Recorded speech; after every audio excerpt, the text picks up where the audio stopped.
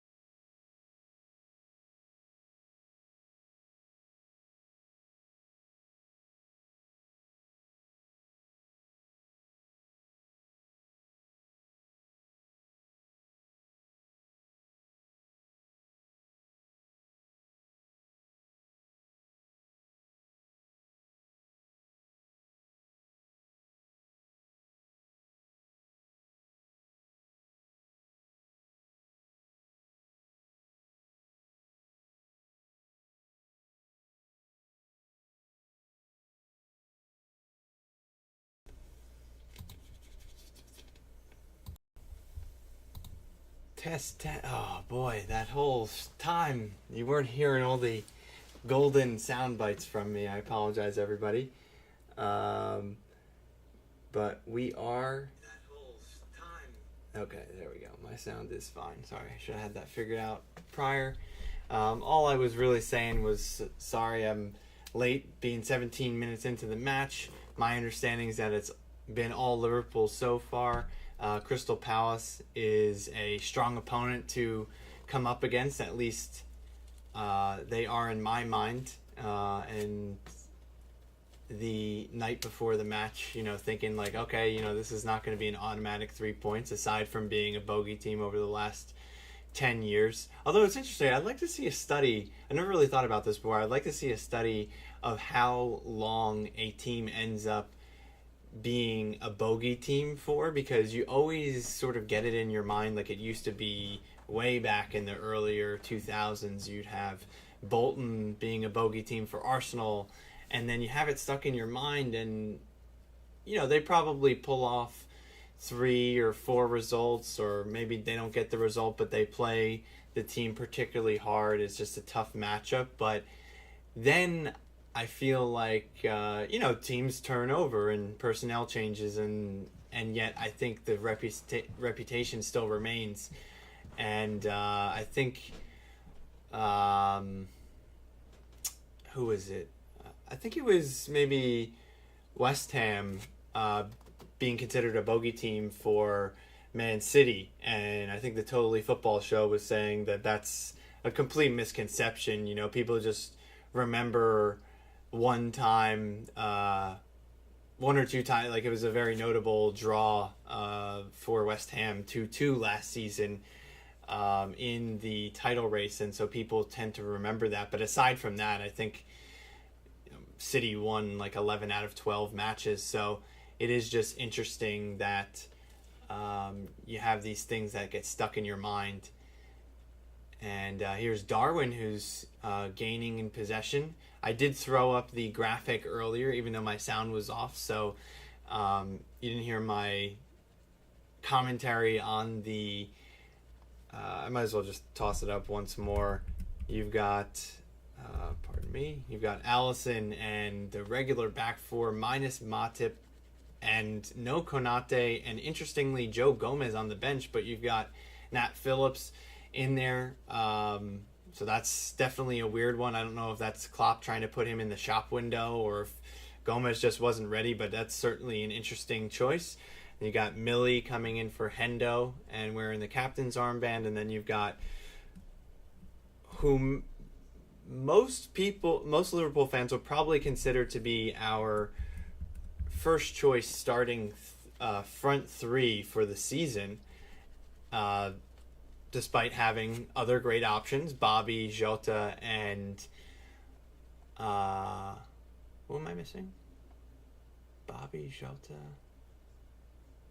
and I feel like I'm missing someone important, but in any case, that is a damn good front three, and so let's really see some good finishing there today. They just flashed up 78% possession thus far for Liverpool in this game, so Liverpool really having putting our dominance in terms of quality to good effect. Obviously, all that matters is the scoreboard at the end of the 90, so we'll have to see that. And yeah, I think it's kind of funny that well, it's not funny, but it's interesting that Palace and Patrick Vieira in particular, and I don't totally disagree with it. I just think that people tend to think of Palace as, this sort of new revolutionized team, but they finished like 12th or 13th last season, so I think that there's a bit of rounding up in terms of playing style, or maybe a hard-fought effort, but they don't get the results, whereas a team that maybe doesn't have that sort of public goodwill would be like a Southampton, certainly an Everton, and I do think that Everton certainly has their problems. You never know with Southampton. I mean, they're complete Jekyll and Hyde, and I think it kind of vacillates depending on the season. But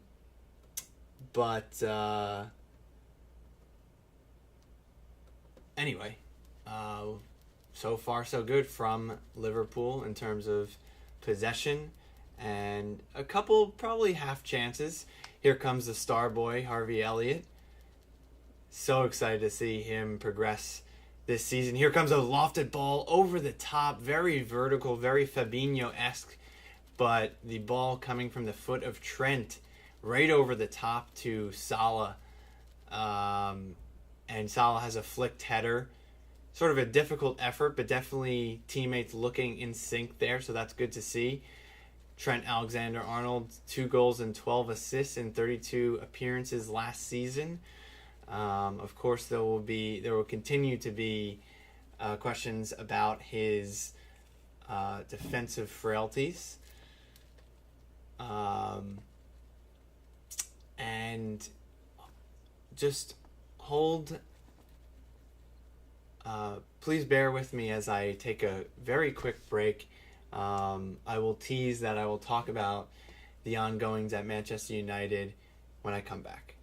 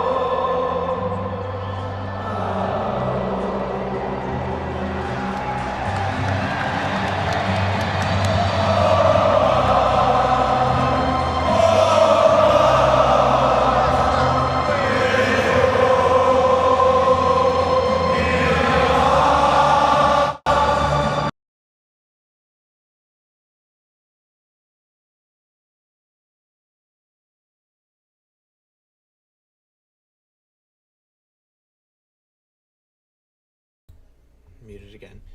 Not a good time to take a break. I guess the football gods did not like me stepping away for that little bit of time.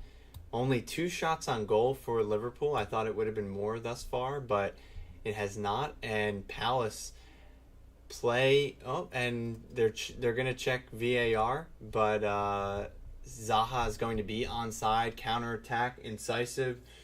Palace previous to this had 0 shots on goal. There's 1, and there's 1 goal. So Liverpool again go behind for the second time this season. And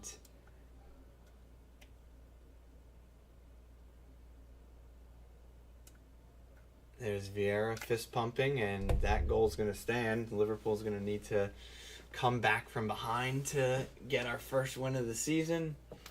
But I have faith in the players and the Anfield crowd to motivate the players and turn this thing around.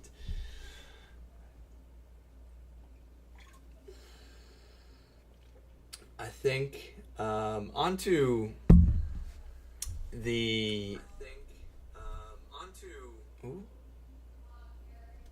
onto the ongoings at Manchester United. I get a second chance to discuss this because I was muted last time.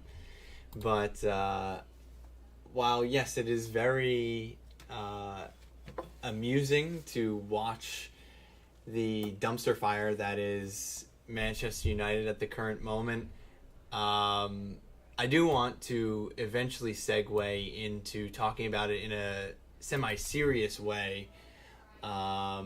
That, of course, yes, now it's all doom and gloom at Man United, and the Eric Ten Hag reign is off to an awful start, having lost 4-0 to Brentford, conceding 4 goals without reply, but 4 goals within 32 minutes, and just a complete. Honest, I'm not. It's very, very difficult to sound like you're not speaking in hyperbole when you talk about this Manchester United team, but I honestly have seen better goalkeeping and defensive setup from a middle school soccer team. They are, to say confidence is low is such an understatement. They have some really brutal collection in terms of personalities. They just don't. Confidence is low, and they just don't have leaders there. They've got Harry Maguire, who is a joke of a captain. You got Ronaldo, who's obviously a legend, but his honestly, I think you, to put it succinctly, I think you say, okay, his time is up in the Premier League. I don't think that would necessarily be the case. Again, in an alternate reality where he went to Man City at the beginning of last season, I think he would have done well there, and he did well individually there at United, blah, blah, blah. I'm kind of bogging myself down. He's just not, he's not what they need. They need to get rid of him right away because he is not the right personality. He has such the high, it's like bringing in Michael Jordan at age 37 at, I don't even know NBA right now, but like who's a very bad team. At the Detroit Pistons. Like, you're going to bring him in, okay, and he could still show some stuff, meaning he still has quite a bit of quality, but if you put him around terrible players, he's going to be not a good personality to have in your dressing room because he's used to such a high standard. He demands such a high standard. And that's not making an excuse for Cristiano either. I think he's acting like a teenager. And Eric Ten Hag is trying to put in place a dressing room where discipline is very important. And I think that's the right way to go. And certainly there need to be personnel changes. Putting in a disciplined regime is the right way to go, but you cannot have public displays of bucking that system. And when you have Ronaldo, same as David De Gea, you have two players that for a variety of reasons are not good fits at the club, but because of their salaries, you have to play them, or because of politics, whatever you want to call it. A combination of those two, you can't bench them. So you have to sell them, and guess what? Here we go again with the whole conversation about the concept of a golden cage, the Gareth Bale syndrome. It's all well and good to keep, shelling out money for Neymar and Mbappe and Bale, but when inevitably some of those very high, Coutinho as well, when some of those very high paid players don't pan out for your club, then you can't move them. And you probably, listen, I'm not even about to go into the financial debacle of Barcelona and however funny accounting that they're getting into to be able to field a team. It's becoming like a yearly thing now. Like, oh, they bought Lewandowski, and like there's all fanfare and celebration when you sign him, but then 2 weeks go by and you say, oh wait, by the way, Robert Lewandowski basically isn't a Barcelona player because they're not capable of registering him due to, the financial regulations in La Liga. So anyway, I'm getting off track. But the point is that Ronaldo and David De Gea need to be sold. I don't think that they will be, and that probably spells, excuse me, more doom and gloom for United, or if they can sort of shuffle things around and get the right pieces in the meantime. But yeah, I think that I think, again, as a Liverpool fan, it is very amusing to watch Manchester United. Lee asked me, trying to be fair to both situations, is this United team, as much as we're laughing at them, as bad or worse than the Hodgson era of Liverpool? And that, to me, is not even a question. It has to be. Manchester United is far more embarrassing than Liverpool was 10 years ago, and that is not recency bias. United just lost to Brentford 4-0. They lost to us 4-0 and 5-0 last season. So that alone, I think the story is just over there. I don't even think United fans would even dispute that, or really fans of any club. So, yeah, I mean, United is just so embarrassing. They keep hitting new lows, and yeah, I mean, it's, of course, people are going to start talking about how long will Ten Hag last. I mean, that's ridiculous to even start talking about. It's 2 games into the season. They're obviously not going to fire him, nor should they. However, with all of that said, I was talking with Beaty's friend of the channel, Tom Fahey, and Manchester United fan, and I was telling him that, and he's saying this has to be on the players. You really can't say anything about Ten Hag. And I'm going to dispute that. You have to put some of this on Ten Hag. I mean, just to cherry pick some terrible decisions, or not even terrible decisions. I mean, it's fine to try things. It's fine to try wild things. But when they don't come off, then you do have to take responsibility. In the first match of the season, he played Christian Eriksen in his first appearance as a Manchester United player as a false 9. I don't think Eriksen's ever done that in his entire career, nor does that really make a lot of sense. Again, I'm open to interesting ideas, but it didn't work out. They lost to Brighton. And then this second match, then he puts Cristiano Ronaldo in, who didn't start the first match. And Ronaldo is just, again, we said it at the beginning of last season, with Ole, with Ten Hag, it doesn't matter. Ronaldo, and not to get back into that conversation, but he is a static ball hog number 9, and he demands so much of the attention and the love and star power that you can't have a system of fluidity playing like that. I mean, I just watched a Tifo video, them talking about the Chelsea Spurs match, and they were talking about the crosses that were put in by Chelsea, and you would have wanted to have a true number 9 in there to finish chances like that. And then they very quickly said, okay, well, I hear you people saying, oh, well, they should have kept Lukaku. Well, no, it's not so easy saying that, because if you had Lukaku in there, or, again, a more static number 9, then you lose the very good pressing that Chelsea had. So, I think this is why, now bringing it back to City and Liverpool, why Darwin and Holland are like the new, now who knows, we're about to see in the next year or two if this is an evolution, if they're going to start building players like this in factories,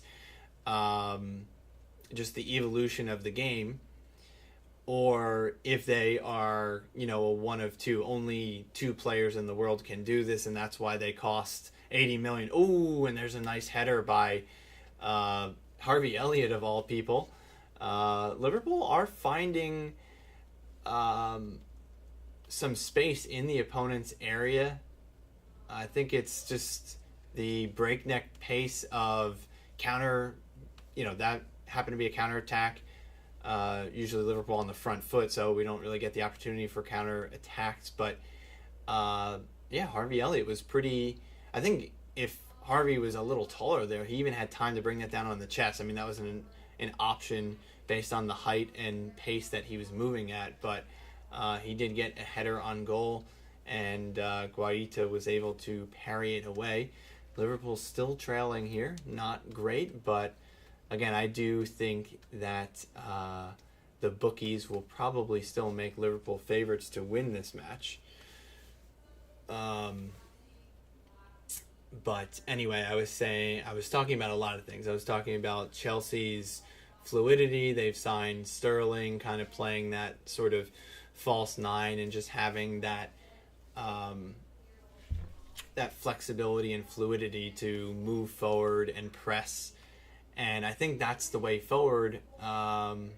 Obviously, Gabby Jesus has been a sensational signing for Arsenal thus far. One of the very rare, very good for both parties transaction between Arsenal and City there. And, time will tell. A lot of people are showing Gabby a lot of love, as he should. But, again, it's only 2 games in. Doesn't seem like he'll be slowing down anytime soon. But, again, I'll be interested to see what his goal tally is for the season. And yeah, I'm really curious to hear people's input on the talk of the town, Manchester United, because this is just as bad, comically bad. I mean, it is a circus what's going on there. Will Ten Hag be able to turn it around? I think, I don't know. I mean, there's so many different ways to go with this.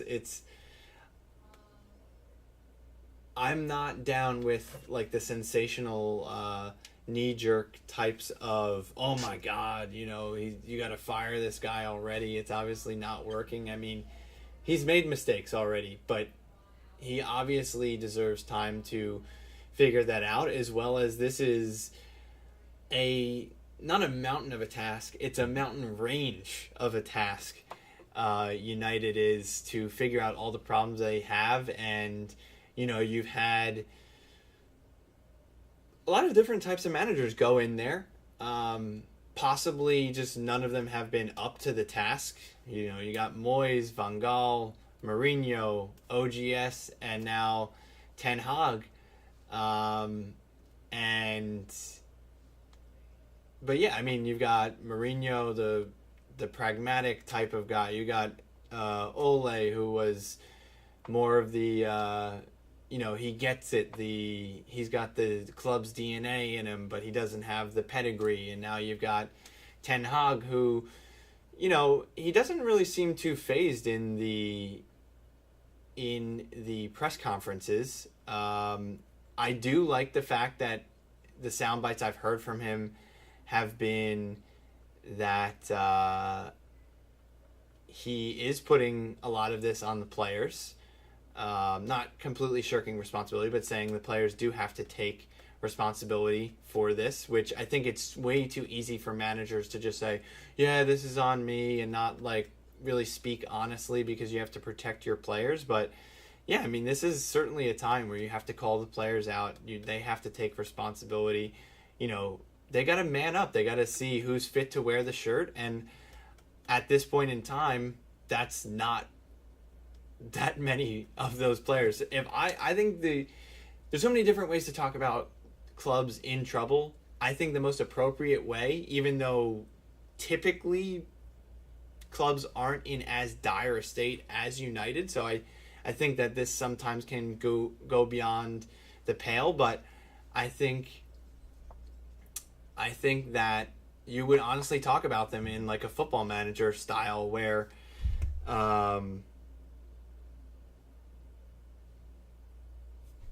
and the ball through to Darwin, and it's off the post. And here's Virgil. Oh, he misses his kick. Oh, goodness gracious. This is off of a corner. It falls to Harvey about 35 meters from goal, and that is a beautiful ball. He just picks Darwin out and somehow finds Darwin on open 6 yards from goal, and Darwin, very unlucky there, gets his shot away. looks like it was just bouncing, no chance for the goalkeeper, and it just tantalizingly hits off the post, and that is halftime. And I'm going to take a quick halftime break and get some water, and I'll come back to discuss the second half as well as any talking points that you might have. So.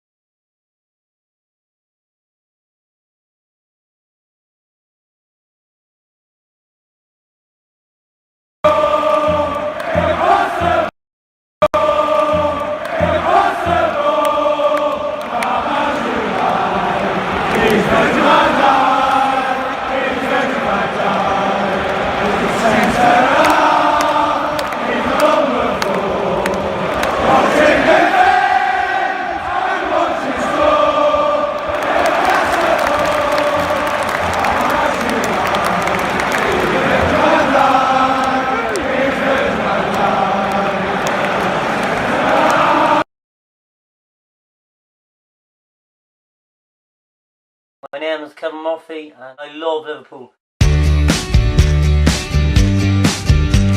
Salah, Mane, and Bobby Firmino, but we so Coutinho. But that don't matter at all, actually, because we got Salah. Ah, Mane, Mane. And Bobby Firmino. But we so Coutinho. I just can't believe you left us for another club. I just can't believe it's true. But we're not the bitters, I know that we'll be alright. Jurgen Klopp will pull us through. With Salah. Ah, Mane, Mane. And Bobby Firmino. But we so Coutinho. But we got Salah. Ah, Mane, Mane. And Bobby Firmino. But we so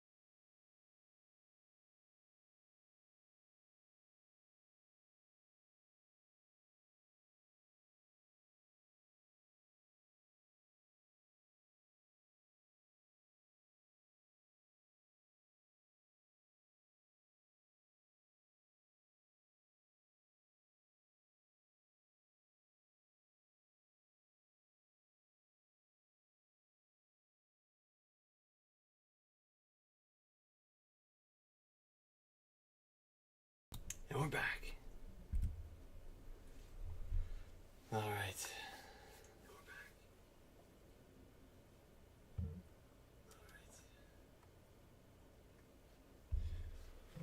Darwin had a chance just about a minute ago.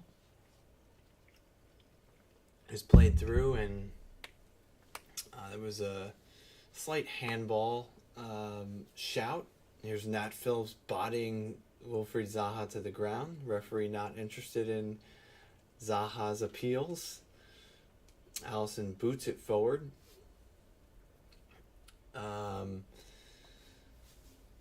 So yeah, here we go. Come on, Liverpool. We've got no changes made at halftime. Didn't expect any.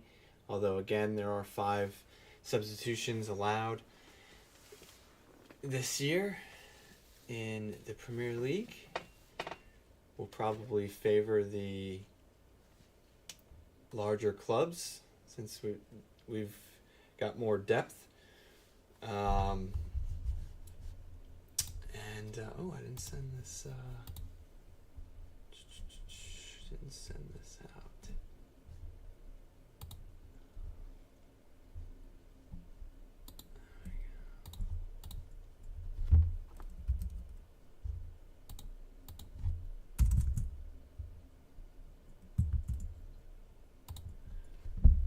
There we go.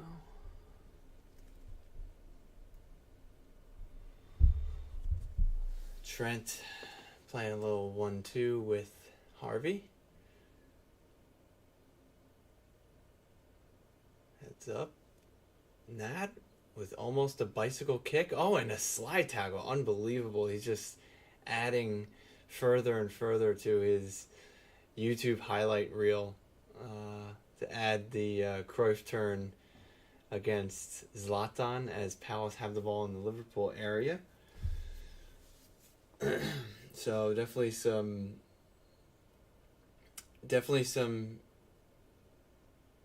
chatter amongst the Liverpool fans, some concern that we really cannot afford to slip up in this match with City looking already dominant in addition to the on paper victory that they've had off season, of course signing Erling Haaland, and the City machine just keeps rolling, but trying not to get sucked into that debate. I mean, we're 1.5 games into Liverpool's season. It's ridiculous to... here's Virgil remonstrating with the referee, who you can't really... The ref really didn't have a choice. That the ref actually already picked up on Crystal Palace trying to waste time so early in the second half already, and but the ref didn't have a choice there with Jordan Ayew dropping to the floor and feigning a head injury, I think we can say at this point, but again, it's not the ref's call to decide whether the player has a serious head injury or not. He's got to stop play, but here comes a throw-in from Diaz back to Fabinho. And we reset Virgil to Nat Phillips coming up this right hemisphere of the pitch. And plays it to Trent. We had a comment come in from William. And he said, "Vamos, Liverpool." I agree. Let's see it. Again, I still believe in the boy. I mean, how could you not? You're a Liverpool fan. Do I need to repeat myself? Liverpool are the cardiac kids. We can always come back. And, in fact, I had to... Oh, Darwin plays in a cross. As he was the furthest man forward. And, if this was Back to the Future, he'd be playing a cross into himself because he's the type of player that you want on the end of that one. But still, it was a dangerous ball. It was just beckoning a Liverpool player to get on the end of it. I think with the ire that has been drawn from Liverpool fans, or the ire and impatience, there you go, 2 nouns beginning with I for you, for anyway, for your vocabulary diaries. But yeah, I mean, if you're a Liverpool fan and you are so bent out of shape by us, whatever. I mean, do we want to be down 1-0? Of course not. But we can come back. Liverpool, of any club in the history of the world, is able to come back from these things. So it's really no point in drawing these kind of doomsday conclusions. That's why I'm saying I had to fend off some text messages that were doom and gloom about Liverpool's chances this season. Listen, no team is perfect. Every team is going to slip up, even Man City. I mean, Man City fans, I assure you, are just as frustrated with their club when they go on, a terrible skid last spring where Liverpool made up 12 points when we were on a high and really looking like we were going to come back. Oh, and there's a red card. I didn't see for which. Let me just get some sound in my ear here.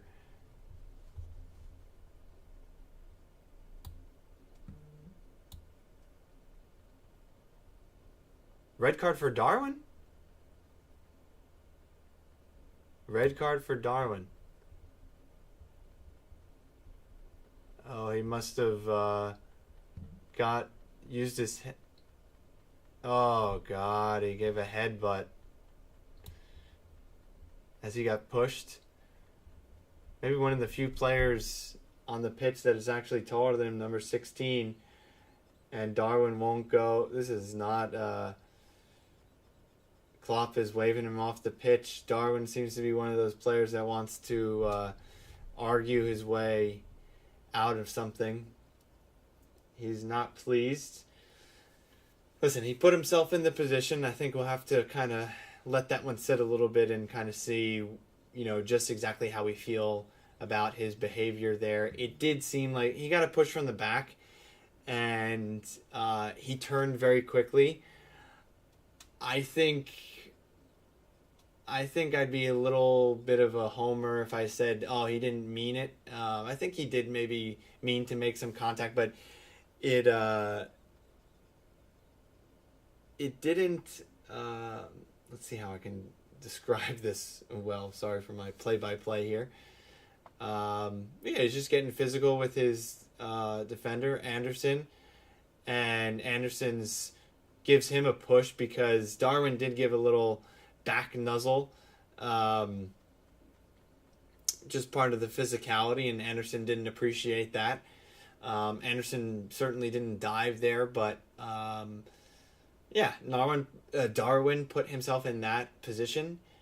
And I do think that he did turn very quickly, so I don't think it was as maybe violent as maybe some media members will make it seem, but it's not good. Not good for this match, having to see the rest of it out with 10 men, as well as that's going to be a 3-match ban. I feel like it has to be. Whatever your read is on that, the authorities are not going to look too kindly on that.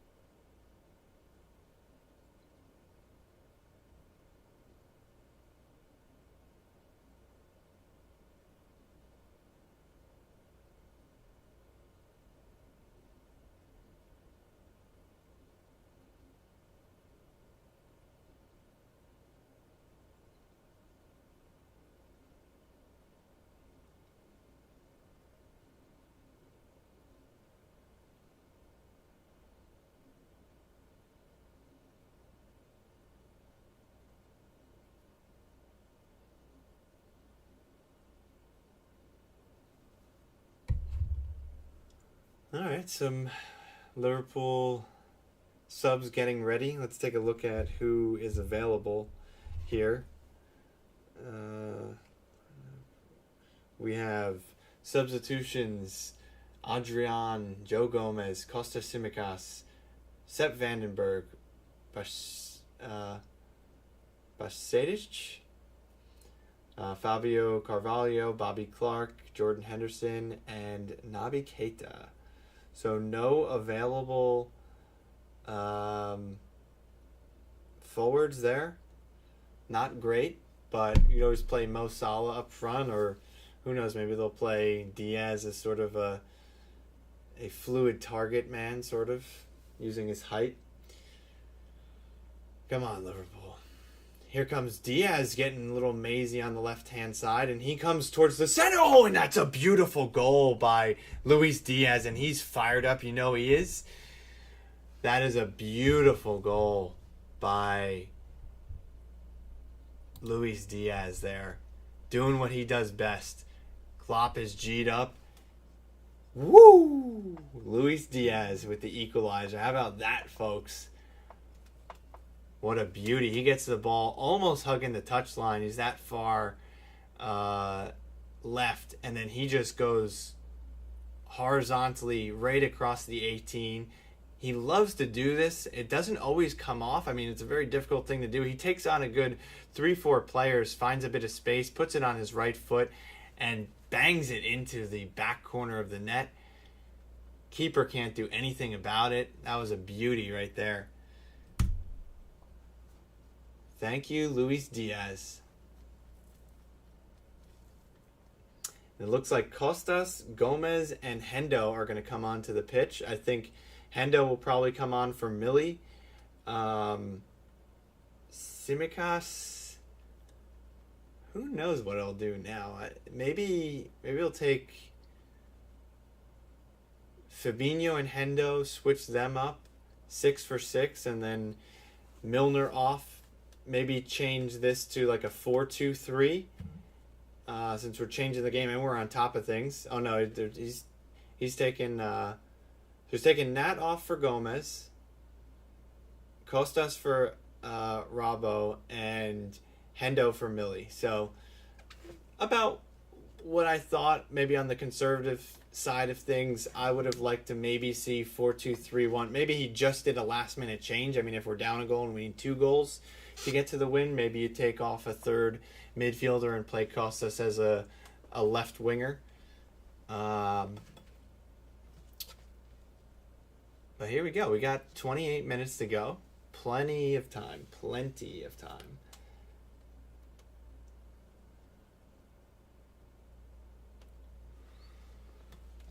Jordan Ayew makes way for Palace. Eduard comes on.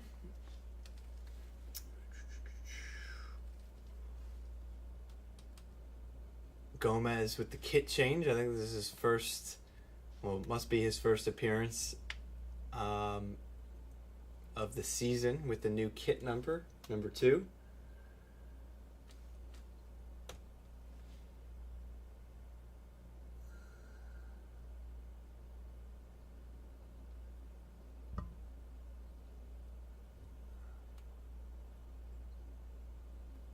Here's Diaz on the ball. Electric. He falls to his feet. Not necessarily looking for a foul, but did give a little glance to the referee, and Fabinho is judged to have fouled one of the Palace wingers who was trying to break away. Oh, I think that was a foul by Eze right there on Diaz. Diaz was down and Eze kind of kicked him. But Palace have the ball. And another talking point that I haven't touched on yet is the handshake gate between Spurs and Chelsea, between Tuchel and Conte. It was quite a barn burner of a match, obviously a rivalry there, which has only been kind of stoked further in recent years. I mean, of course, people are going to talk about it. It's kind of nothing to me. I didn't see the match live, but having seen I got the alert that both managers were sent off in the 98th minute following the 96th minute equalizer by Kane. And if you haven't seen it, it's Conte, after, again, Tottenham get the equalizer in controversial circumstances because I forget who, but someone was pulling on Cucurella's hair, which should have been a foul, and therefore the corner wouldn't have been given, which they then subsequently scored on, and then of course only 2 minutes, if that, left in the game. Final whistle. Managers come to shake hands, and Conte wasn't too interested in making eye contact with his counterpart Tuchel, and Tuchel took grave offense to this and kind of President Trumped him by holding on to the hand once Conte had passed. Obviously, Conte didn't like that, and then Tuchel gave a two-fingered, hey, look me in the eyes when you shake my hand sort of message, and things just kind of flared from there. Again, I was sort of underwhelmed by seeing that. I understand giving a red card, it's, sets a bad example, blah, blah, blah, and it did seem like a pretty intense game, but it's kind of a non-story to me. What kind of is what I care about more so is Chelsea and Tottenham, if they have any big fixtures coming up, and the fact that they'll have to be without their head coaches for those matches. So that'll be interesting. As well as 1 week from today, I will be joining you once again for Liverpool against Manchester United. I'm delighted to remind you that the aggregate score in the Premier League last season was 9-0 in favor of the Merseyside men, and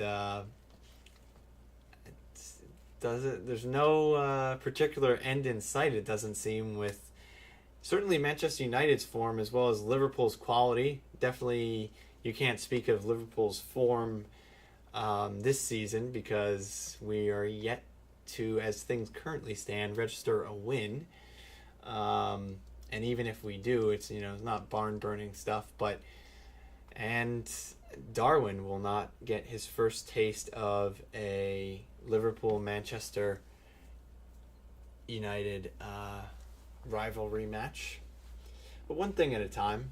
It is quite disappointing that Darwin won't be part of that match, because I certainly think that goes into, Manchester United, again, jokes aside, do have a new look. It's a fresh new season, and I feel like everybody tends to, you want to see the big players in those matches, and of course Darwin will not be taking part. But let's see. Come on, Liverpool. Crystal Palace certainly seem like they are going to try and chew up as much clock as they can. Eze tries to just keep possession on his own. In fact, any coach would probably tell you that he was doing the opposite of trying to keep possession by just going on a slalom run himself. But he was trying to kind of chew up some clock while keeping the ball for himself. But the Liverpool swarm finally got to him in midfield after he did complete a couple successful dribbles.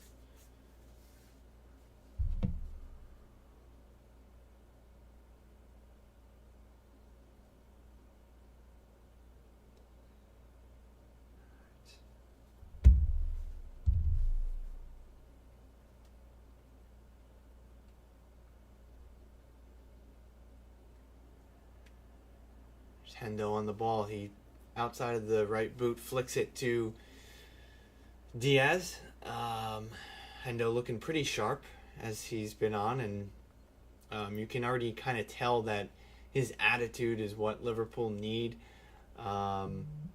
He brings that belief and that driving force when we are in these less than fortunate circumstances. Joe Gomez will be interesting to see how much playing time he gets this season.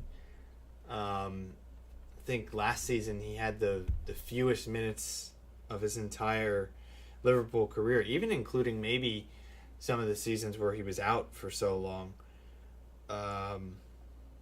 So yeah, Keita's on the bench. Konate with a knee injury. Matip with a groin injury. So they aren't available. But again, definitely surprising to see Nat Phillips get the start.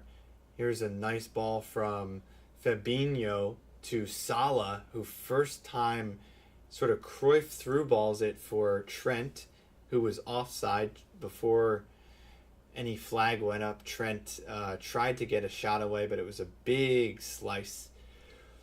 Nowhere near the goal. Oh my goodness, Guaita almost, he was had the ball at his feet and the ball was coming from right to left. He was trying to keep it going left. He was probably 4 yards from goal, and he was trying to play the ball left, but it almost went out for a goal kick. But for a little while, before you saw the trajectory that was going and that he was passing it back towards his own goal, it almost looked like that could have been a potential own goal by the Crystal Palace keeper. Here's a beautiful ball from Virgil up through to Diaz, who takes the ball down pretty well, but the defender is pretty equal to it and gets it away. But that looked like a very promising move forward by Liverpool. Oh, and Fabinho picks up another foul. Fabinho not having his best match, I think we can say. Liverpool going to have to come up with something in these last 18 minutes. The latest stats showing 73% possession for Liverpool. And Decore is going to stay on the floor for quite a little while.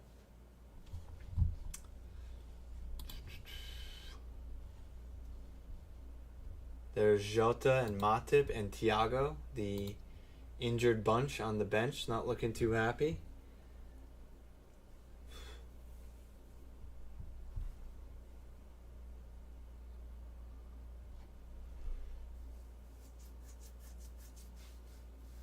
Harvey Elliott's been pretty quiet for the past probably 15-20 minutes, maybe even the entire second half. But again, I was very impressed with what I saw in the first half. And, a lot of Liverpool fans will now, be pretty sure that we're going to be looking to him quite a bit. Again, I was looking forward to his performances this season before a ball was even kicked. He was thoroughly impressive to me. I thought he was our best player in the first month of last season before he got injured, which was saying a whole heck of a lot, because there were really no signs that he'd be anything but what his shirt number suggested. Just being a young player that coming into a very talented Liverpool squad is difficult to do so. And in any case, Harvey really impressed me, and so I hope he'll continue to do so. And yeah, a lot of Liverpool fans out there worried about our midfield depth. I believe, I'm going to assume that the transfer window closes at the end of the month. I think it's back to the way it was, how it always was, at least in my lifetime. September 1st being in and around the close of the transfer window. A season or two back, they changed it to the start of the season for just England. Then the rest of the world was still on the other calendar. But anyway, so it'll be interesting. Again, I haven't really been following too much. I'm not really so much on Twitter these days, so I don't see so much of the transfer goss, but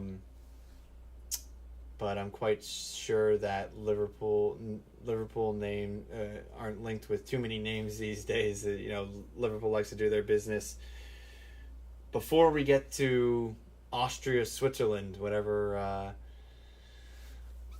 preseason is, because Klopp wants to get them in and not have any panic buys or anything like that. So I really wouldn't expect to see anything happen in the transfer market. But I also wouldn't be surprised if Oxlade-Chamberlain leaves. I know, and we all know that Liverpool are massive fans of Jude Bellingham, but we don't think that he'll be available this summer. So I wouldn't hold your breath on that one.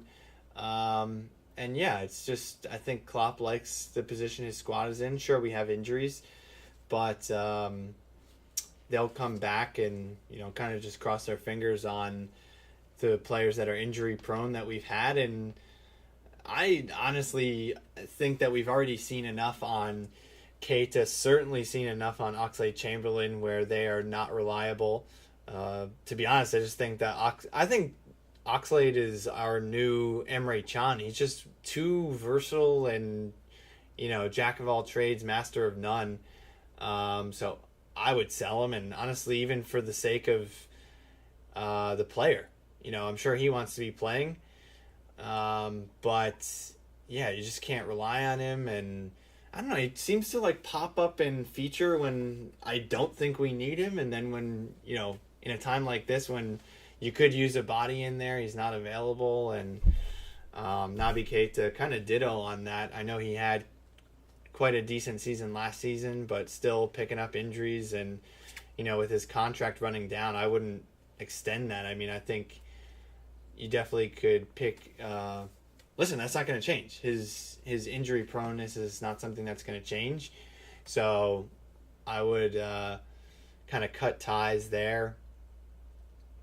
But yeah, I mean, when we're fit, we've got Fabinho, Hendo, Millie, Harvey, Thiago, Keita, Curtis Jones, who seems to come up with the most random, you would think, non-football injuries. I know he had the eye injury last year. This currently he's out injured. I'm not sure what his deal is. I know, oh my goodness, Wilfried Zaha should have gotten Palace a winner there at the back post. He went for his right foot.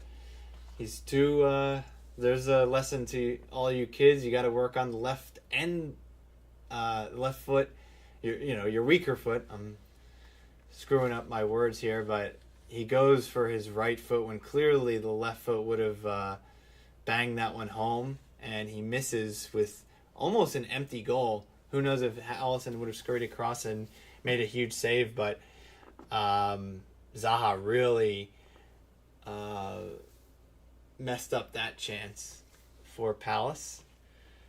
I'm pleased to report Decore is going to make way for Will Hughes, one-time Football Manager wonder kid.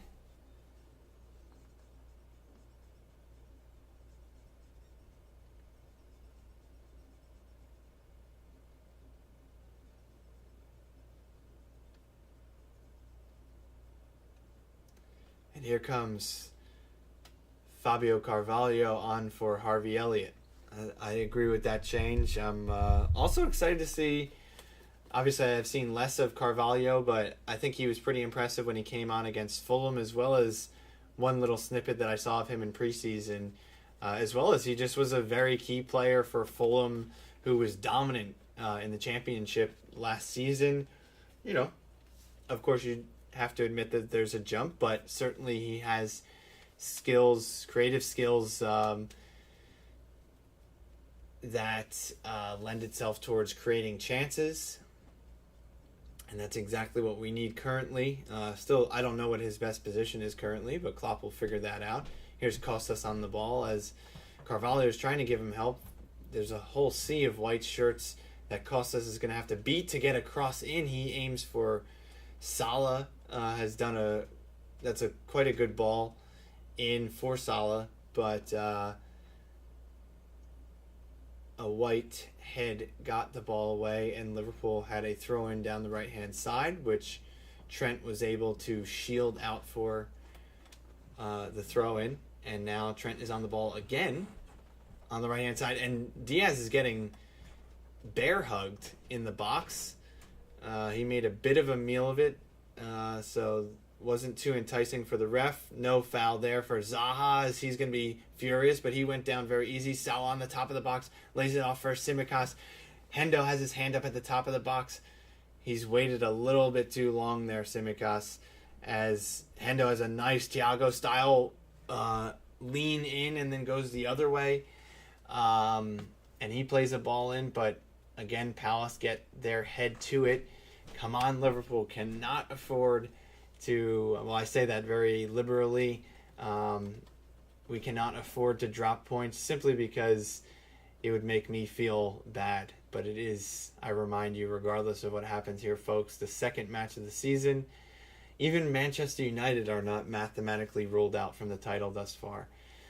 And Virgil clears the ball away as Palace were threatening a bit there. Here's Will Hughes. Fabinho puts one defensive mid-tackle in on another.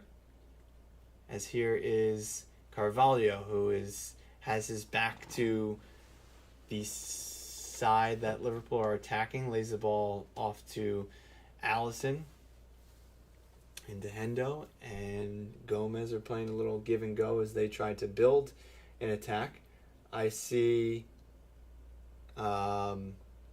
did see Liverpool third kit leaked, or not leaked. I've seen the leaks before, but the leaks seem to be a lot different than this potential billboard that we're seeing. It's a green kit, looks rather nice.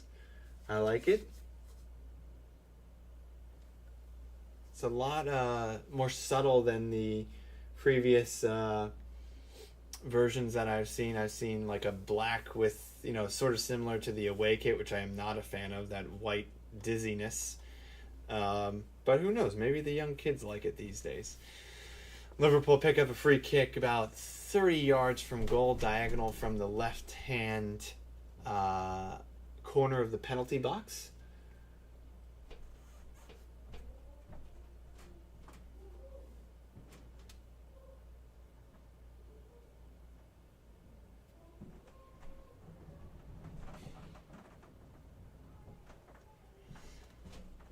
All right.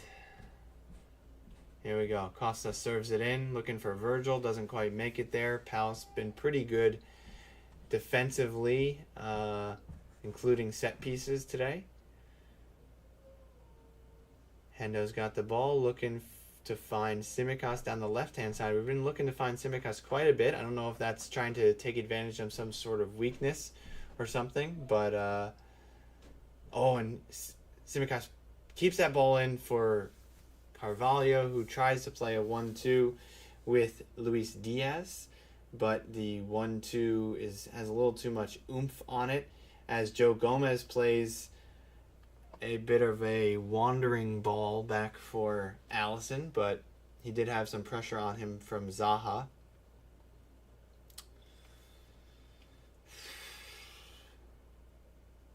Liverpool still dominating possession despite the man disadvantage, so that much is good. Again, doesn't count for much if we can't put anything on the scoreboard. But Liverpool are certainly an entertaining bunch. You have to say that, whether you support them or not. A lot of heart and mouth moments for Liverpool.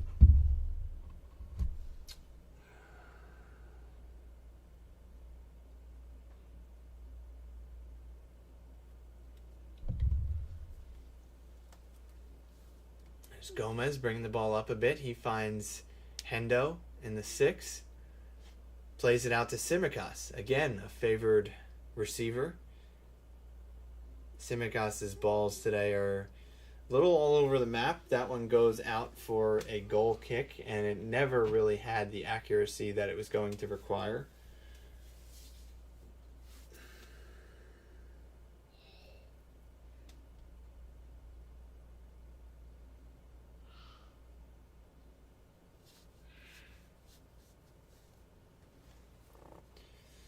Oh, and a bit of pressure on the goalkeeper there.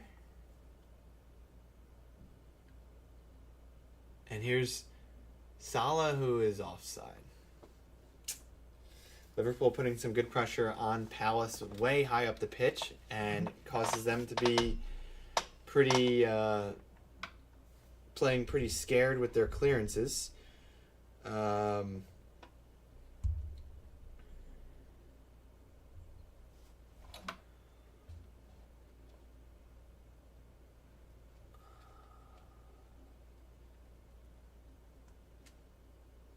Palace a little sloppy with the ball there. Played out for a throw-in, which Virgil takes and throws it back to Alisson.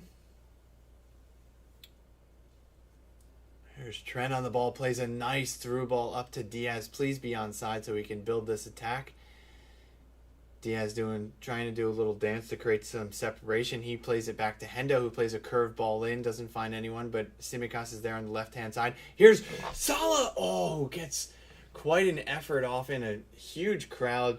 Has one of just those Salah moments where the ball, he takes a touch to just create a bit of space, which for any other player would not be a favorable height or anything, but he just plays a little juggle to himself, lets the ball bounce, and he gets a shot away, and that looked goal bound. That was only a few inches wide of the mark, as Liverpool will hope for just a couple more chances.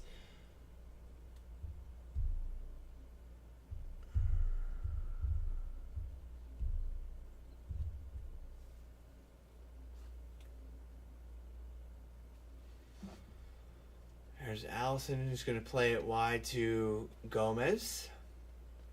To Trent. Trent tries to turn on the swivel and play a ball, but it is blocked by the player he replaced in the Liverpool team, Nathaniel Klein. Lee was joking with me that one of my all-time favorite Liverpool players, which he, of course, is not. He's a bum. He doesn't look like a footballer whatsoever. He just is. He doesn't have the technique or the agility to be a top class footballer. I don't think it's crazy that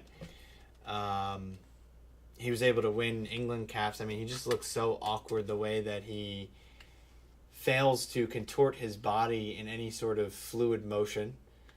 But enough about that. Fabinho wins a foul off of Milivojevic as Edouard stands right in Trent's way, drawing a yellow card. Trent had to complain for it, though.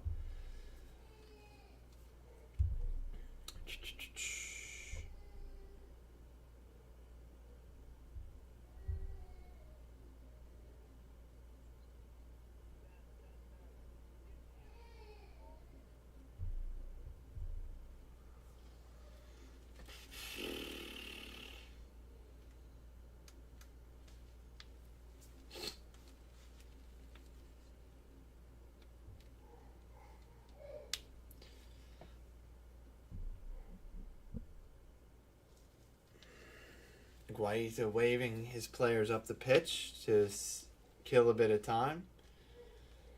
He boots it long downfield. It's Gomez that tussles with Edouard, and then it's Virgil that tussles with Zaha, who of course is going to look for a foul. Ends up at the feet of Alisson, who boots it long downfield. He sees something happening. He's looking for Diaz. Joel Ward goes over the top. I thought actually fairly, but the ref is awarding a free kick about 40 yards from Palace's goal. Well done to Diaz for drawing that foul.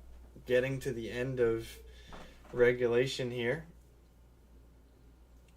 Come on, give us just one more good chance.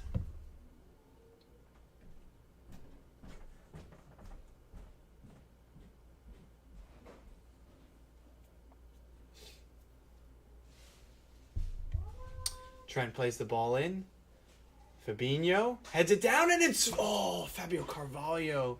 I think I said it last game where he took a tough chance on the volley. Here was another one straight out of the air on his left peg, and it looked like he hit it very sweet. Let's see where the ball ended up.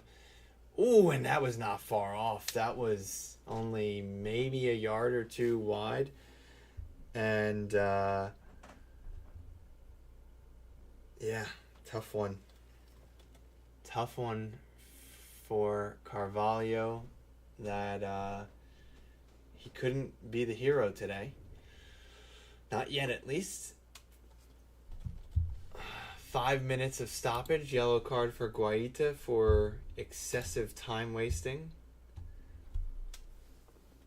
Here's Joel Ward trying to head the ball away to prevent Diaz from going through successfully. Here's Trent on the ball. Plays a first-time left-footed ball. Interesting one.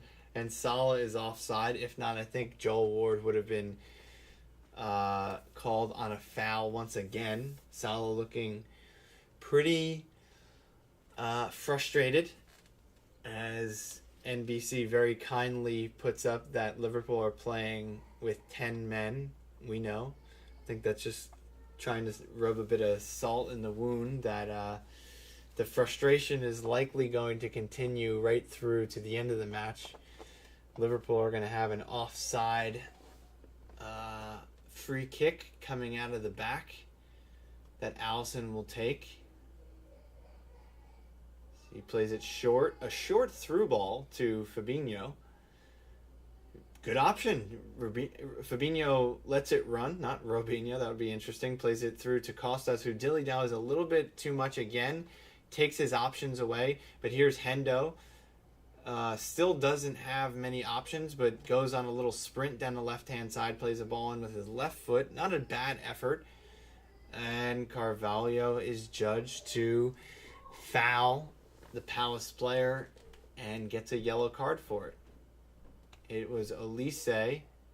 Yeah, that's a soft yellow, but he was late and kind of stepped on the ankle there. Of course, the player goes down. I'm sure it doesn't hurt that much. But in today's game, those are going to get you yellows.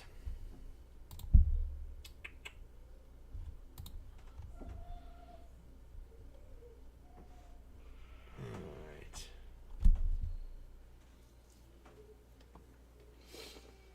Two and a half minutes left.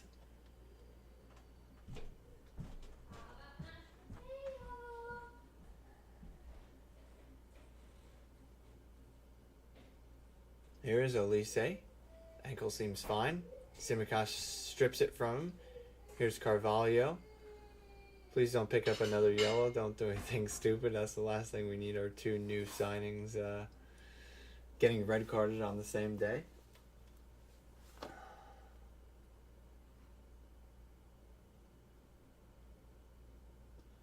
Who knows? Would you get, with the dearth in midfield options, would you start Fabio Carvalho in midfield? He's another option. I think he's shown sort of enough. Again, Manchester United being the next fixture is quite an important game.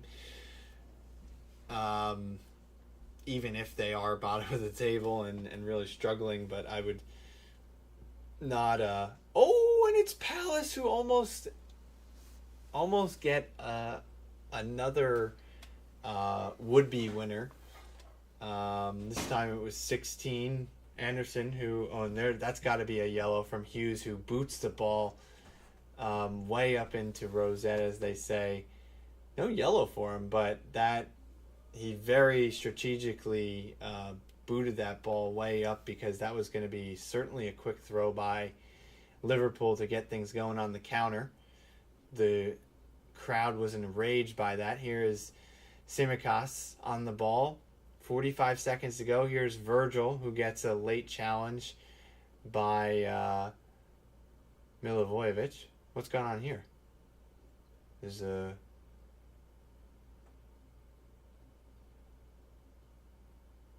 The ref picks up the ball. What's happening? Did he call a foul?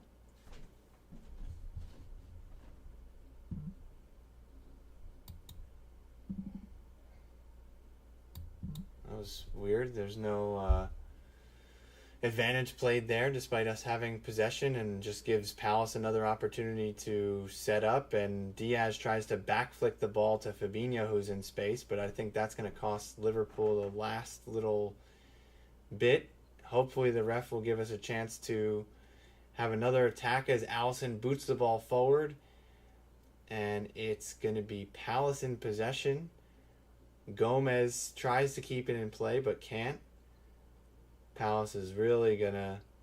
There's Hendo walking the ball over to his former teammate Klein, yelling at him to throw the ball in.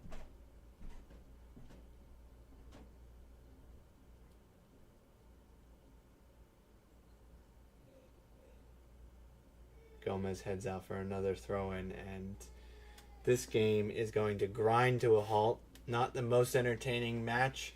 Liverpool fans will be ruining our missed opportunity to get our first home win or win period of the season, which I can certainly empathize with that. However, and there's the final whistle, it is locked in. This match ends in a draw. As I was saying, Liverpool fans certainly very disappointed to get a draw in that match. What do you look to? Yeah, Liverpool not breaking down. A low block again. 3 center backs for Palace today. They were quite good. I was pretty impressed with Anderson, number 16. The giant in the back, as well as Joel Ward, was also pretty good. I'm not just saying that, trying to come up with excuses.